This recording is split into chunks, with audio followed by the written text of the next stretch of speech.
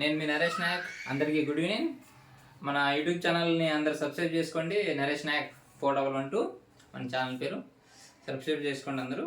ఏంటంటే ఈరోజు కొత్త విషయం చెప్దాం అనుకున్నాం మీ అందరికీ.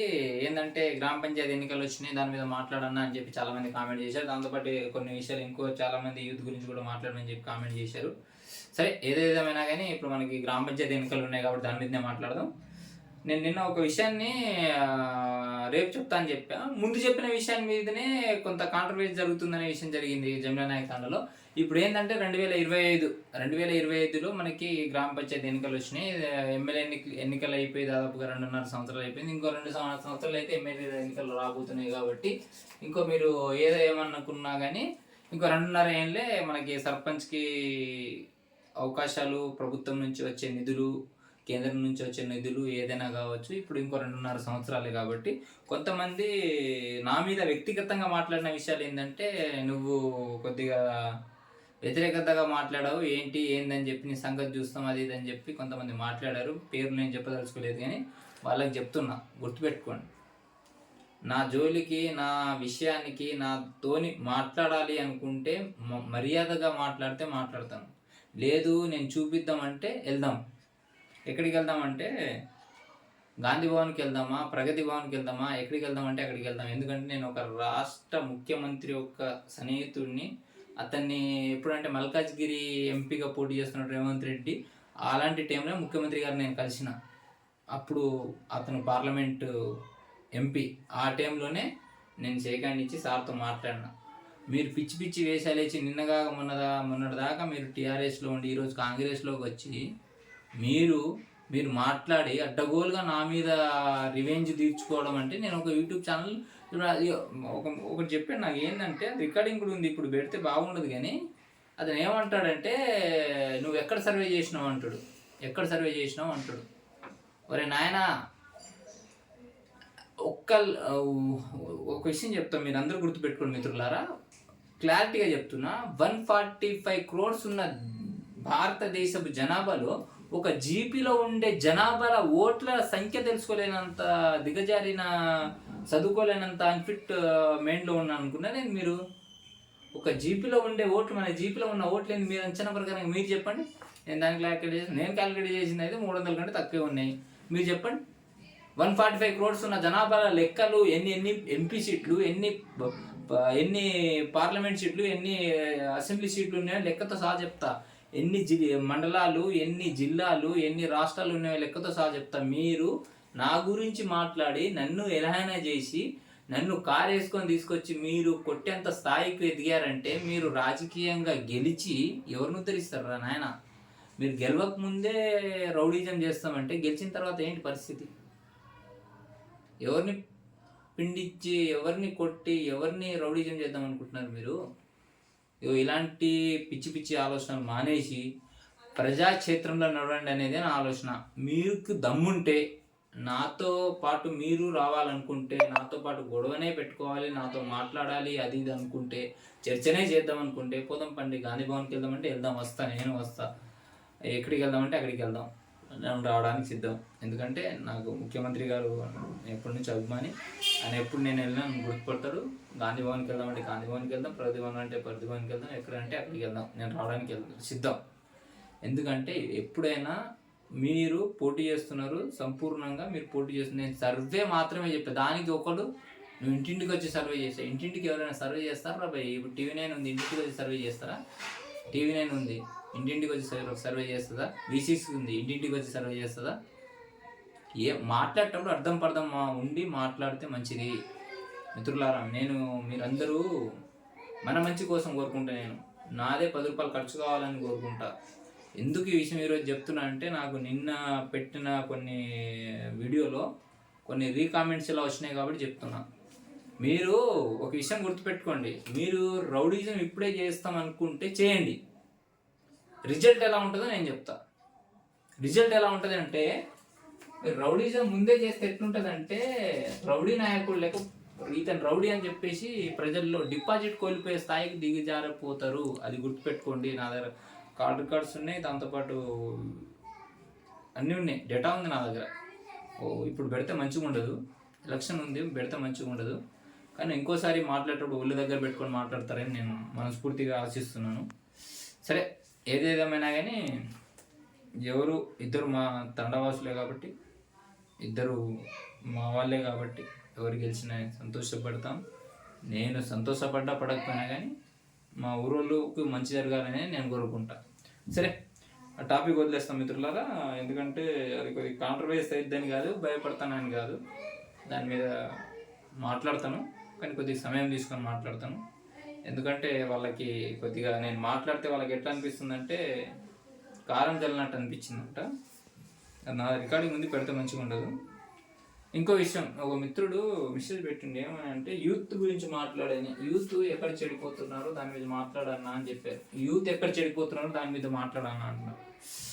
యువకులారా, మనం పుట్టినప్పటి నుంచి నర్సరీ నుంచి ఎల్కేజీ యూకేజీ ప్రైవేట్ స్కూల్లో చదివితే ఎల్కేజీ యూకేజీ, గవర్నమెంట్లో చదివితే nursery, first class to 10th class. Life అనేది ఎక్కడ మారుతుందంటే 10th to ఇంటర్, 10వ తరగతి నుంచి 12వ తరగతి నుంచి ఒక యువకుడు చెడిపోవడానికి బాగుపడడానికి కారణం అక్కడే. 10th నుంచి ఇంటర్ మధ్యలో అతను నేను చదువుకొని బాగుపడి మా తల్లిదండ్రులను బాగు చూసుకోవాలి అనుకునే యువకుడు ఎవరైతే ఉంటారో మిత్రులు, వాళ్ళు ఈ భారతదేశంలో కానీ ఈ రాష్ట్రంలో కానీ ఉన్న ఉద్యోగాలలో కాంపిటీషన్లో పోటీ ఇవ్వగలుగుతాడు. చెడిపోవాలనుకున్నాడు అక్కడే, ఆ లైఫ్ టైం మీది. ఇంకోటి ఏంటంటే జనరల్ నాలెడ్జ్, మీకు చాలాసార్లు చెప్పారు, జీకే క్వశ్చన్, జీకే పుస్తకాలు చదవండి.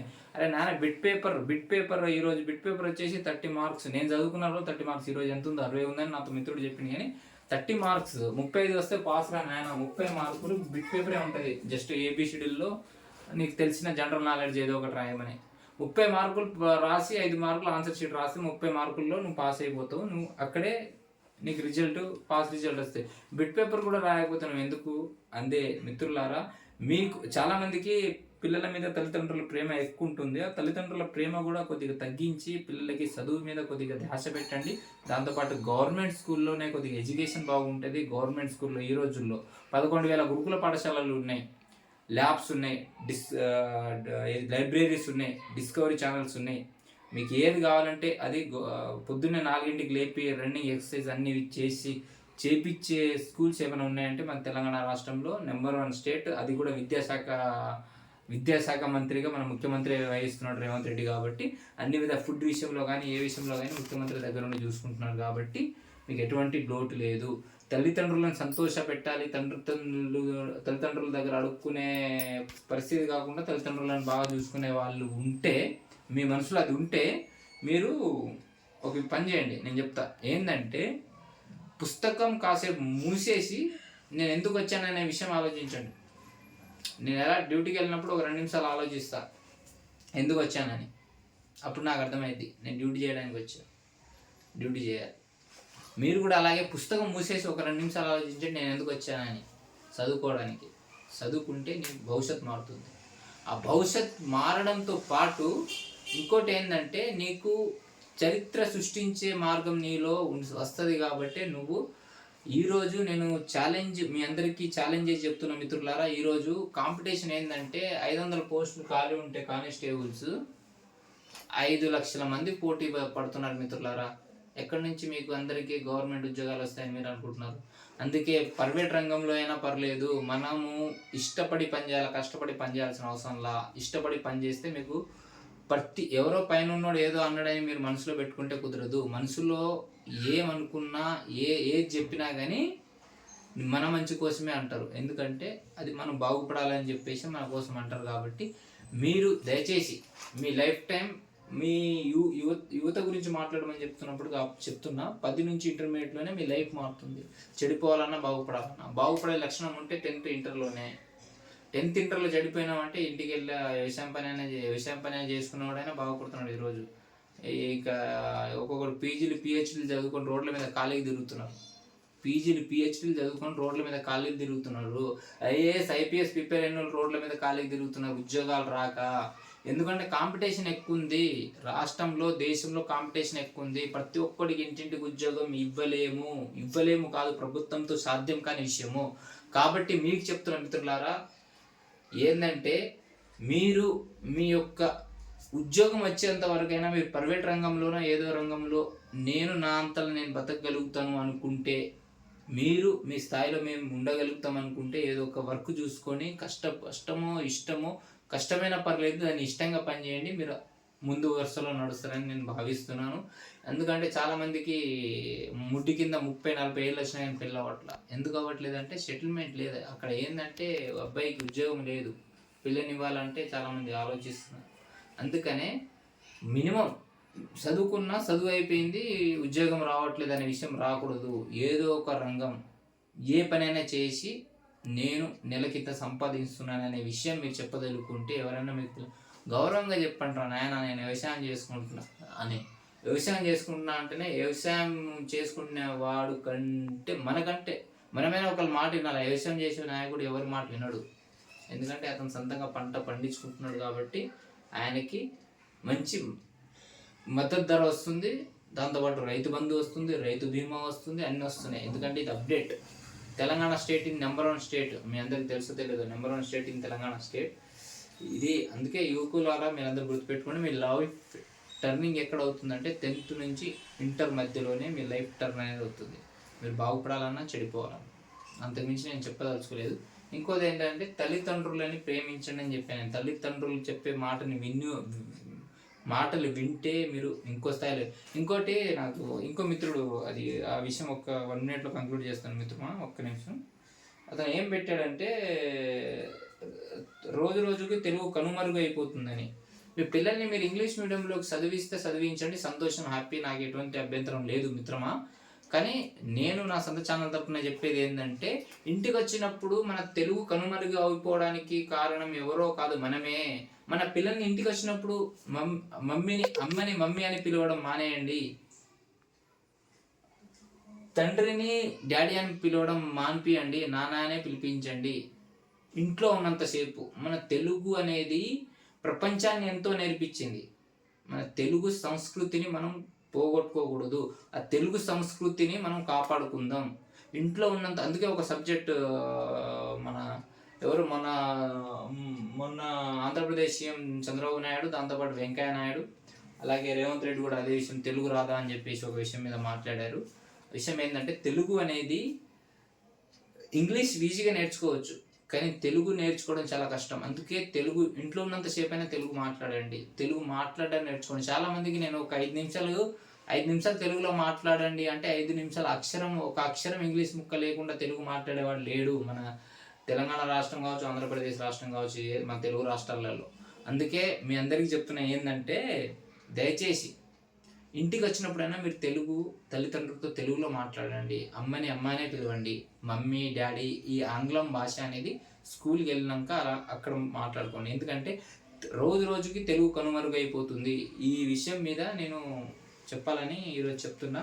ఈ విషయాన్ని మీరు మనసులో పెట్టుకోండి. మీ పిల్లలు ఢిల్లీ స్కూల్, ఆ స్కూల్, ఈ స్కూల్ కాదు, government education is free education వదులుకొని మీరు ప్రైవేట్లో పెడుతున్నారంటే మీ ఉన్న సేవింగ్ని మీరు దండగా చేసుకుంటున్నారు అనేది నా ఒపీనియన్.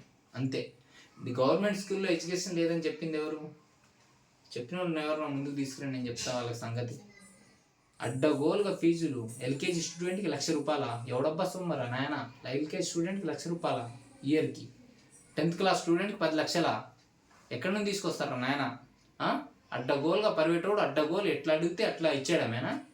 ఎవరి కాలేజీలన్నీ ఎవరి? మల్లారెడ్డి కాలేజీలు కావా? ఇంకెవరి కాలేజీలు ఉన్నాయి ఇక్కడ?